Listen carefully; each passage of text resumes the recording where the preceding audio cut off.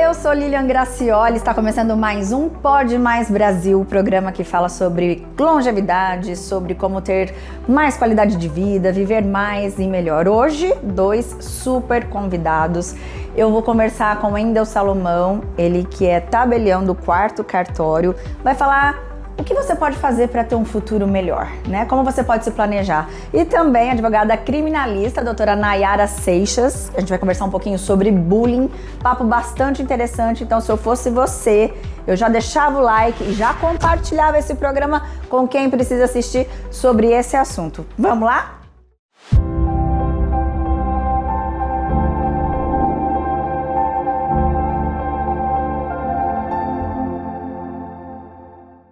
Agora aqui comigo o Wendel Salomão, tabelião. Você acha que eu não ia trazer esse moço aqui para conversar com a gente com tanta informação, com tantas curiosidades maravilhosas? Obrigada, Wendel. Obrigado pelo convite, a gente sempre junto aí, há muitos anos gravando, sou um fã seu.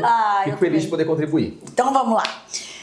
O nosso programa traz muito esse foco em longevidade. E aí você me pergunta, mas o que o cartório tem a ver com isso? Porque às vezes a gente pensa em saúde física, até mental, mas um planejamento em cartório pode contribuir para a gente ter uma vida mais longa, mas mais tranquila? Exato. Às vezes as pessoas se esquecem e não lembram que o cartório hoje a gente depende dele, né? Para nascer, para casar, para morrer, para transferir um patrimônio, vender um veículo, uma casa. Uma vida inteira no cartório. Uma vida inteira no cartório. Por isso até que hoje a qualidade do atendimento dos cartórios melhoraram. Então antes a gente era tido como chato, caro e burocrático. É mesmo. E hoje já não. A gente cria uma experiência para o cliente. Porque ele precisa num momento de dor, ele precisa num momento de felicidade, ele precisa estar ali sempre junto e o cartório colaborando com isso.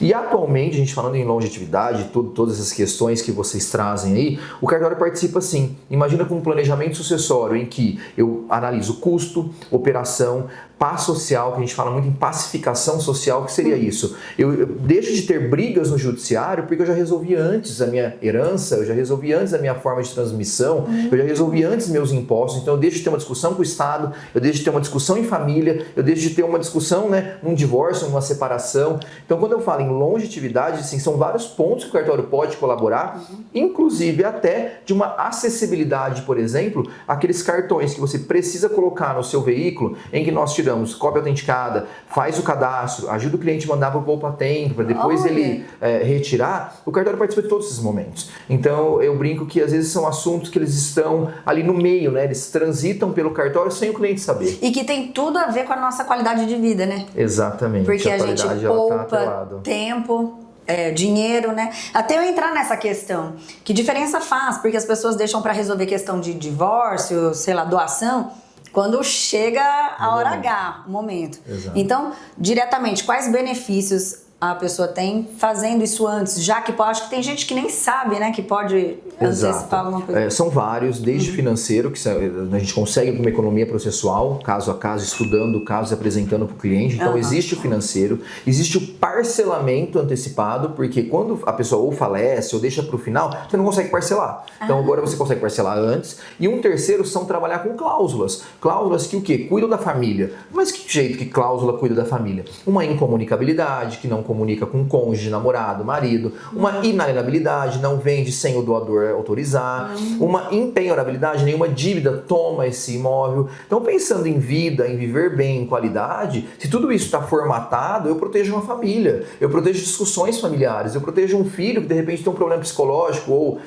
alguma situação de saúde, a cuidar desse patrimônio, a cuidar dessa situação de vida. A gente ainda tem até testamentos, né, para falar, e que a gente pode até seguir com a reportagem falando de testamento vital, em que eu programo antecipadamente como eu quero ser tratado se eu estiver no hospital, se eu perder a lucidez, e as pessoas não sabem disso. Não, né? não mesmo. As pessoas nem imaginam que eu posso fazer um testamento vital. Testamento vital eu não estou tratando de patrimônio, eu estou tratando de como eu quero ser tratado se eu não tiver uma condição, uma ciência, se eu não estiver lúcido e capaz. Isso tem a ver com a tal diretiva antecipada de vontade? Exato, eu até anotei, porque parabéns, era algo que eu queria entender, porque muita gente não sabe. Explica pra gente. A diretiva antecipada, diretivas, né? Então eu direciono antecipada antes a minha vontade. Então, eu estou no hospital, eu não quero que haja transfusão de sangue, ou eu não quero que chegasse entubado, ou eu quero, enfim, eu delimito as formas do meu tratamento antecipadamente. Eu sou uma pessoa que eu entendo que eu não quero sofrer. A partir do momento que eu estou com uma doença muito grave,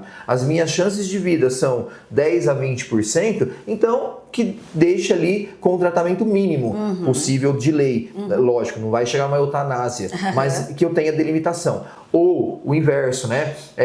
Que vá até o final. Então eu quero tudo que tenha a ser feito, inclusive se precisar entubar, se precisar de uma intervenção cirúrgica, está tudo autorizado. E mais do que isso, eu programar o quê? Quem é meu substituto? Quem vai responder por mim nessa minha ausência, nessa minha incapacidade? Porque às vezes eu tenho empresas que dependem de funcionários, de pagamento de salário, de uma série de coisas. Então a longevidade, olha só, a gente já falou de várias circunstâncias rapidamente aqui em minutos em que eu consigo atingir através do cartório. E você, o seu papel lá, você chega, sei lá, um divórcio, algo assim, você chega a participar efetivamente, conversar com essas pessoas ou não? Sim, sim. O cartório e a minha função hoje e a dos outros também ali dentro, claro, né? Eu tô na chefia, mas existem os escreventes, mas todos nós ali participamos sim da conversa ativa com o cliente, da escuta ativa, porque eu preciso entender a vontade dele, a necessidade dele, pegar tudo isso e jogar para a legislação. E tem muitas vezes que o cliente ele quer algo que não dá. E tem vezes que dá, ou tem coisas que ele não sabe. Então, realmente eu falo que o cartório é um mercado que tem uma prateleira cheia de produtos. E que a vontade dele vem, eu preciso encaixar nesse produto ou até vender. Falar, olha, você está pensando nisso, mas seu caso, talvez é melhor a gente ir para um outro lado, uma outra circunstância. Então, sim, a gente participa ativamente do divórcio, da separação, das brigas que tem às vezes. A gente aparta, né? Um herdeiro ou outro, assim, sim. A mediação, ela está intrínseca dentro também dos nossos atos. O Wendel, contador, psicólogo, a gente faz tudo, Bombril, sabe? Muito bom. E me fala uma coisa, quando o assunto é herança, doação, como que a gente pode proteger esse patrimônio? Pensar lá na frente, pensando numa vida longa, mas também que seja tranquila, enfim, não só pra gente, para os outros também. Eu costumo dizer que o cartório, ele me dá a possibilidade de brincar. E de que forma que eu brinco? Cada família tem sua formatação. Então, se eu tenho 2, 3 filhos, eu tenho um projeto para isso. Se eu não tenho filhos, o meu projeto é diferente. Então, por exemplo, eu abri um testamento semana passada em que a pessoa não tem filhos e ela não tem nenhum namorada, não tem nada, não tem ninguém. E ela não quer deixar esse patrimônio que chegue nos irmãos. Ela falou, meus irmãos são bem de vida, são bem resolvidos, não tenho nada contra, mas eu não quero que chegue. Tá bom. E aí? Eu quero deixar uma entidade. Então, ela direcionou todo o patrimônio dela para o hospital do câncer de Barretos. Olha só. Então, isso tudo faz parte de um planejamento. Mas eu preciso entender, quando você me perguntou, né? Você participa das famílias? Sim, porque eu preciso entender a formatação dela. Aí tem cliente que chega pra mim, olha, eu amo meus filhos, mas eu não quero que chegue nos esposos e nas esposas, né? Por quê? Eu batalhei tanto, né? Tem a história familiar. Como que a gente faz? Tem a cláusula de bloqueio. Eu tenho meus filhos, mas um deles está cheio de dívida. Então, o que a gente vai fazer? Então, eu tenho a cláusula, né, de empenho na habilidade.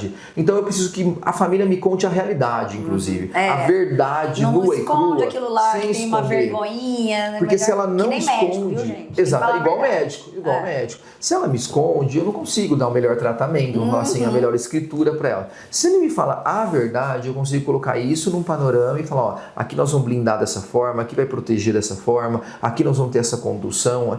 E outro, o cliente ele tem que saber muitos dos detalhes. Por quê? Porque na hora que ele vai usar, não é aquele momento. Ele vai usar na hora do problema. É mesmo. Ele pode vai até usar demorar, no futuro. né? Pode demorar e às vezes nem vai usar. Ele vai falecer e aí vai cumprir aquela vontade. Certo. Então imagina que não só conversar com esse cliente, mas ele precisa saber o mecanismo. Então tá bom, se brigar, se divorciar vai acontecer tal coisa, se eu brigar vai ser... Se eu falecer... Né? Tudo transparente. Tudo tem, E tem um outro detalhe também. As formatações das famílias, elas se alteram.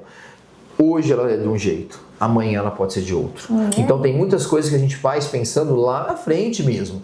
Se alguém se divorciar, como vai ser esse patrimônio? Se alguém sofrer um acidente e essa pessoa ficar incapaz, né? Como que vai ser? Porque a gente se preocupa muito com os empresários. Tem várias empresas. Se acontecer alguma coisa, para tudo? Para tudo, começa o patrimônio degringolar e aí se perde, né?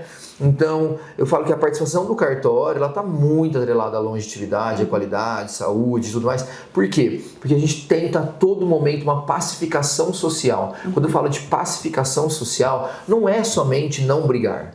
É realmente a gente consegue atingir na sociedade que ela ande mais tranquila com todas as armas que o cartório oferece. E você acha, com a sua experiência, qual é o principal erro das pessoas, né, nessa trajetória?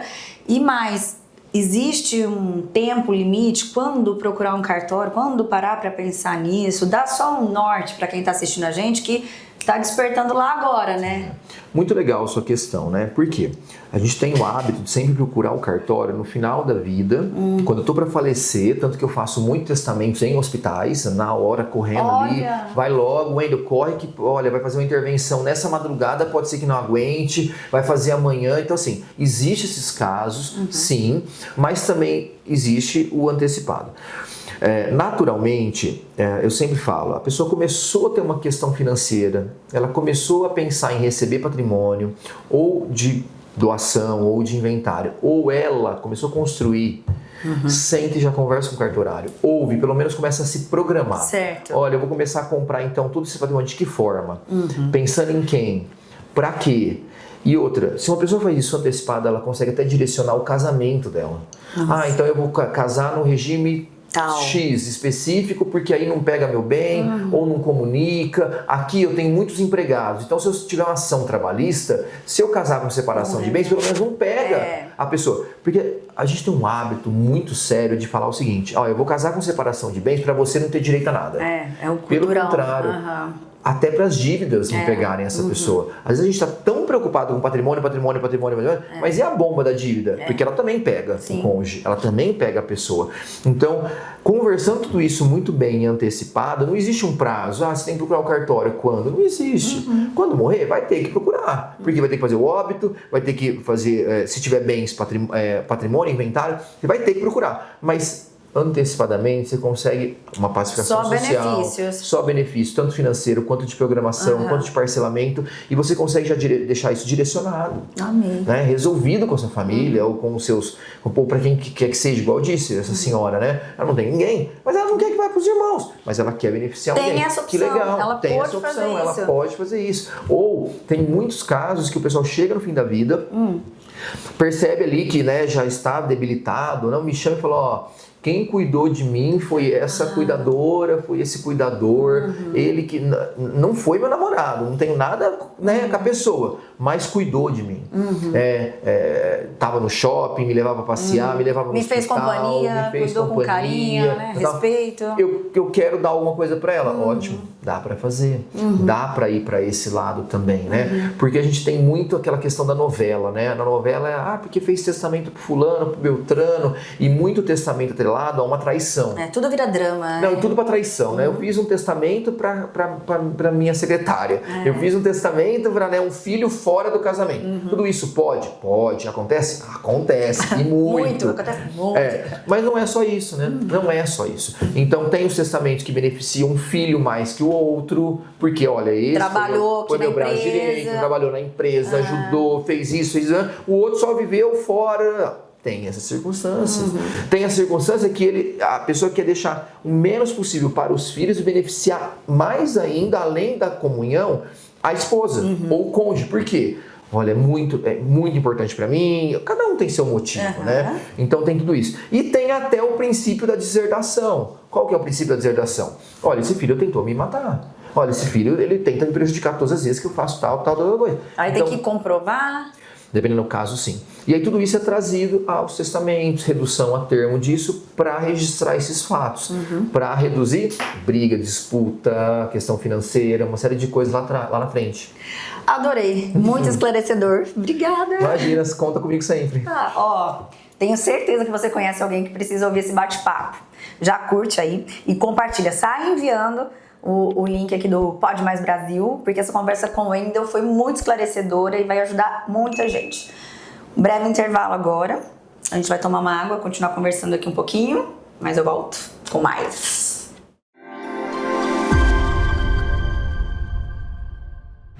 A gente foi para a delegacia faz o quê? Uns 3 meses. Quê? Vou fazer um divórcio. Então, na sala do divórcio, geralmente tem o casal, o escrevente, que seria quem trabalha lá comigo, no cartório da gente, né? E o advogado. E aí, então, chegou o advogado, chegou a moça, e aí chega o moço. Só que ele chegou com a nova namorada. Ai, Jesus, o que passa na cabeça? E a outra quase tacou, né? Sério, o bicho pegou. Então tem esse caso, tem os do RG. O RG é famoso, porque o pessoal se apresenta na nossa frente de um jeito. Aí você vai ver o RG, tá sem botox, sem o cabelo pintado, sem preenchimento, sem lábio, sem... É outro ser humano, cara. Aí você vai falar, a pessoa quer bater na gente, mas meu amigo. Não dá. Pessoas que ligam pra gente pra fazer o... Eu não posso usar o termo trisal, mas a gente usa muito a mas questão... Usando. Mas falando trisal, mas a gente tem que falar assim, na multiparentalidade, né, no excesso aí de amor, o que o pessoal quer? 3, 4 cônjuges. Hoje já ligam perguntando pra nós. Pra registrar, igual a união estável. Nós estamos num momento de transição. Qual que é a transição? Já foi crime, hoje mais não é, mas eu não posso registrar. Então assim, se você quiser viver com 2, 3, 4 pessoas, você pode, não é crime, só que você não pode registrar isso. Ou seja, eu não posso casar com 2, mas elas já vêm procurando isso, né? Mas o que a lei pensa? É bonito hoje. Se morre, imagina dividir a herança. Então. Esse povo tudo.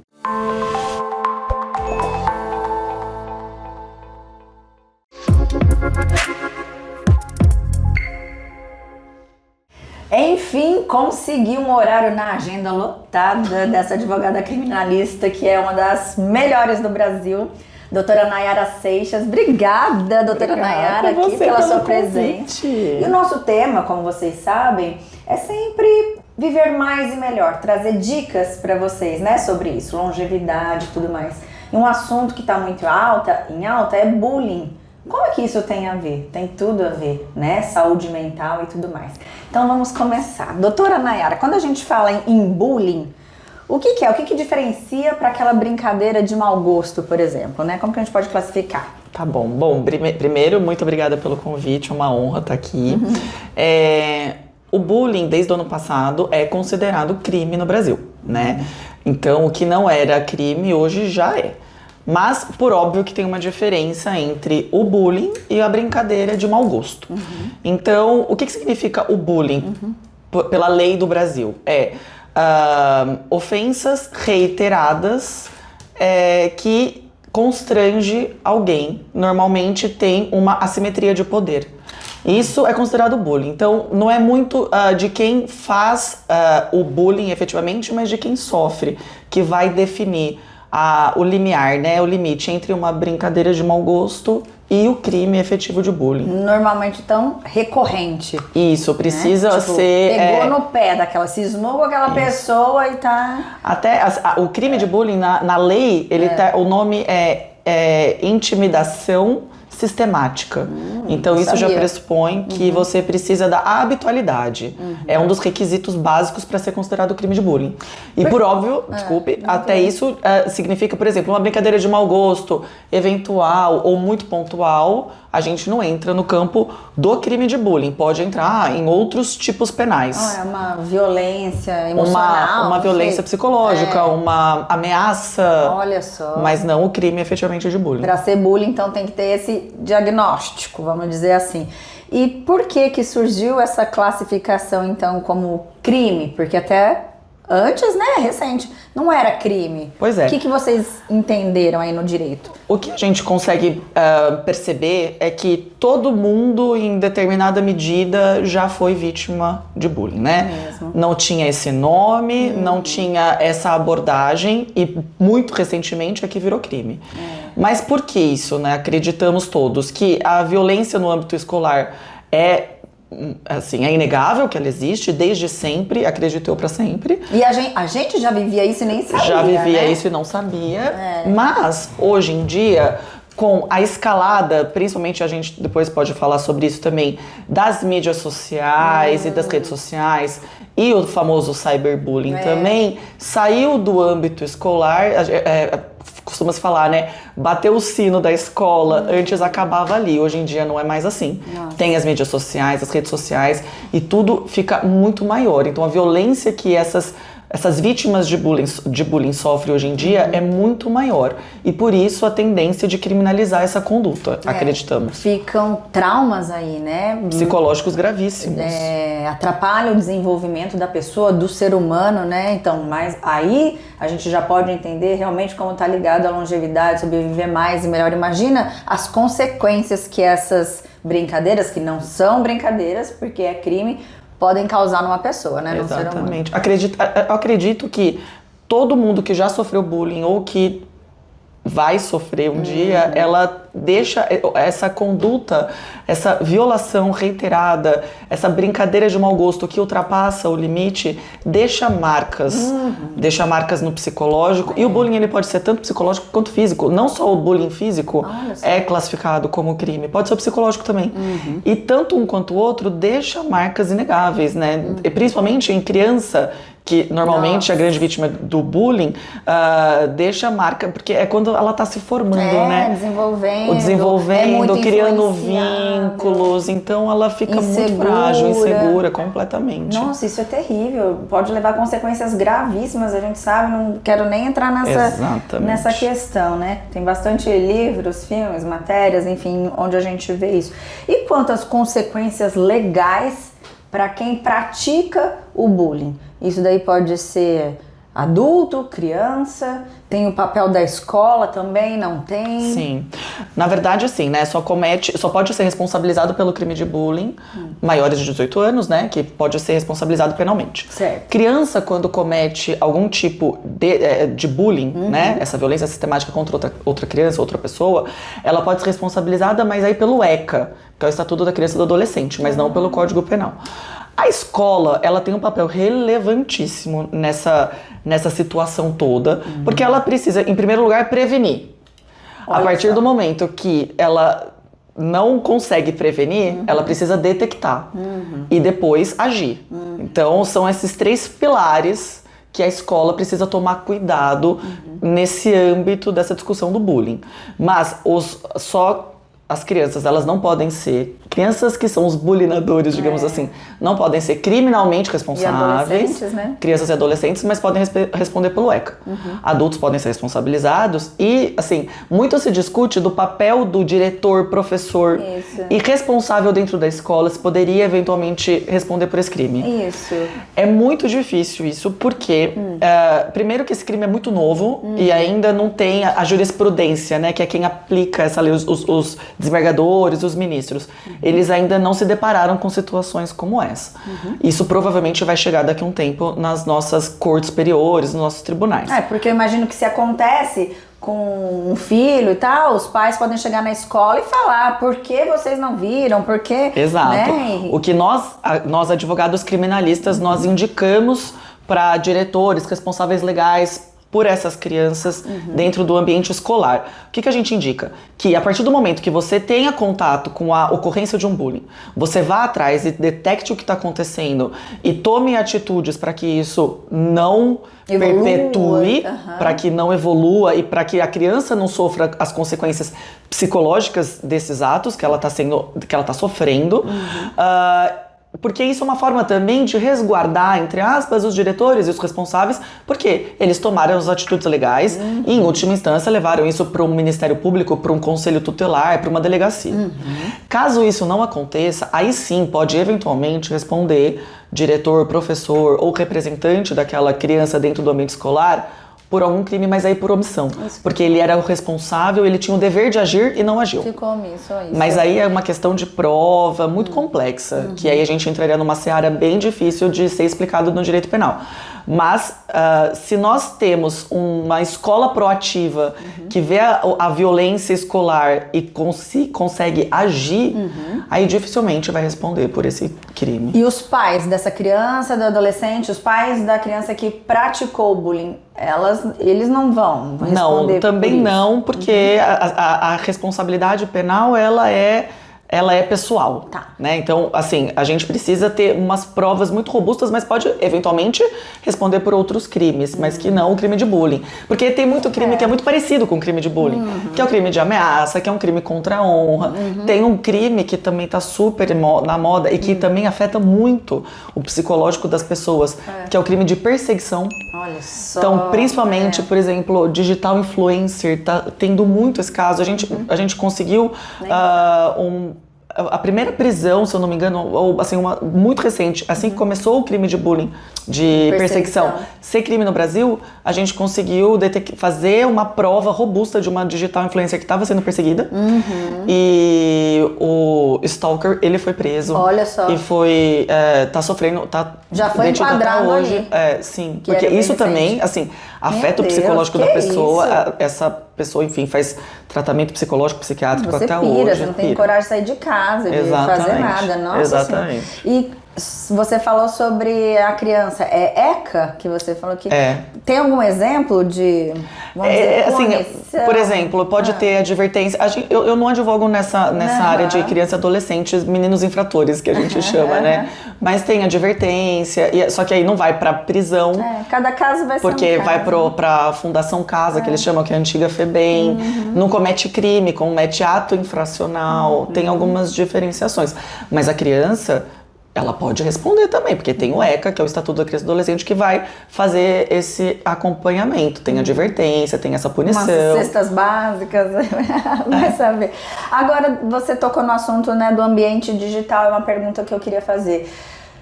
Tem como hoje, você acha que de fato, porque tem pessoas que sofrem e falam, não vou atrás disso, vou sofrer porque eu acho que não vai virar nada, porque a internet é terra de ninguém, mas é crime também e tem como punir esse agressor. Na verdade, o cyberbullying é mais grave do que o bullying. O bullying tem uma pena de multa, que é uma pena irrisória, digamos assim, mas o cyberbullying tem pena, se eu não me engano, pena mínima de 2 anos. Então, assim, é classificado uma conduta mais grave. E tem que ser, porque, de fato, a gente lida lá no escritório o tempo inteiro. Os vídeos que viram virais e podem acabar, destrói com uma pessoa. Nossa. Destrói com uma pessoa. É muito triste. É muito triste. Então, assim, o que era antes, na nossa época, restrito muitas vezes ao ambiente escolar ou ao condomínio, ao clube, hoje em dia isso, assim, não tem limite, né? Pode estar dentro da sua casa, dentro do seu quarto, e você está sendo vítima de bullying, do cyberbullying. É terrível. Pra gente finalizar, então, tem alguma dica para os pais ou mesmo para a escola do que fazer, perceber? De repente, sei lá, manda um e-mail, deixa documentado, né? Sempre pensa Exato, era assim. exatamente isso que eu ia falar. Eu acho que a gente precisa sempre ouvir, né? Eu como mãe de meninos em idade escolar, ouvir, acolher e entender o que está acontecendo. E logo em seguida já agir, porque nós acreditamos que quanto mais rápido isso é cortado, né, o mal pela raiz, mais chance tem de não fazer escalar esse eventual bullying que essa criança está sofrendo ou minimizar os riscos de eventuais danos psicológicos, né? Então, sem dúvida nenhuma, levar isso diretamente para a diretoria da escola, sempre documentar, deixar tudo registrado via e-mail, pedir reunião com os diretores, os professores e ficar aguardando o retorno da escola e confiar também que a escola vai agir no mal, né? E vai conseguir reverter essa situação. Adorei. Obrigada, foi muito esclarecedor. Espero que você também tenha gostado. Aliás, se gostou, aproveita aí para deixar o seu like. Ajuda a gente. Compartilha para aquela mãe, aquele pai que você acha que precisa ouvir isso, né? Ou conhece alguém que trabalha em escola? Olha só que interessante. Se você também não se inscreveu no canal, a hora é agora, tá bom? Já já a gente volta com mais. Enfim, chegou o momento de você se aposentar. Ai, que ótimo. Recolheu o INSS a vida inteira, mas aí, imagina você, chega lá e recebe menos do que você acreditava, menos do que deveria. Pois é, só que o problema não é só INSS. É seu que não buscou informação antes. Por isso que eu falo que esse livro aqui, é necessário. Meu INSS, uma ova, do autor, doutor, advogado Rafael Gabarra. É um guia, é um manual. Aqui Aqui você vai entender regras, você vai aprender cálculos, enfim. Por isso que eu falo que é muito necessário. Para adquirir o seu, é só acessar o site do livro, www.meuinss1 Combinado?